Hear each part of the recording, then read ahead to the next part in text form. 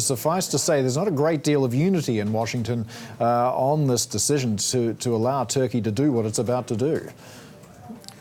That's exactly right. These are the decision that the decision that President Trump made to pull troops out of northern Syria, of course, is at the heart of that, because the U.S. has long been opposed to Turkey's plan to go into northern Syria and take on the Kurds, whom they see as a national security threat. There's long been tensions between Kurdish minorities, stateless people, and the Turkish government.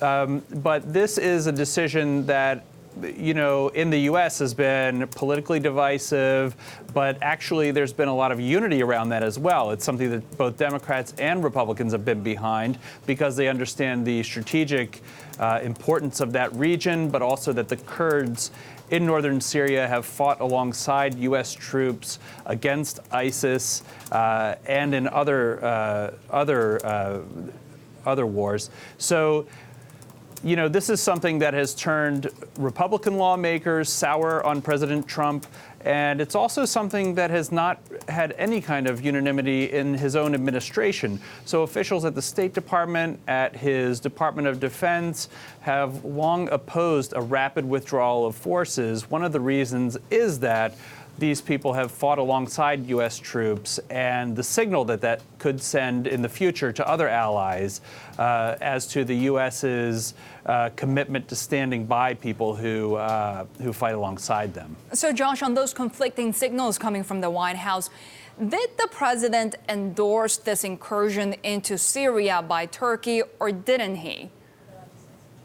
Well, that's a great question. And, you know, the president said Tuesday he did not endorse an incursion. He doesn't endorse an incursion. He just said they wouldn't stand in the way.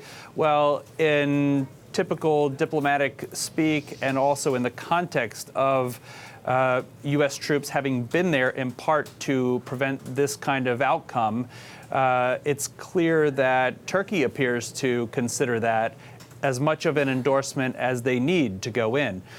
I don't think that many people are saying that President Trump ever wanted Turkey to go in, but the idea that he would not stand in the way and remove U.S. troops from the area is an extremely strong signal for Erdogan.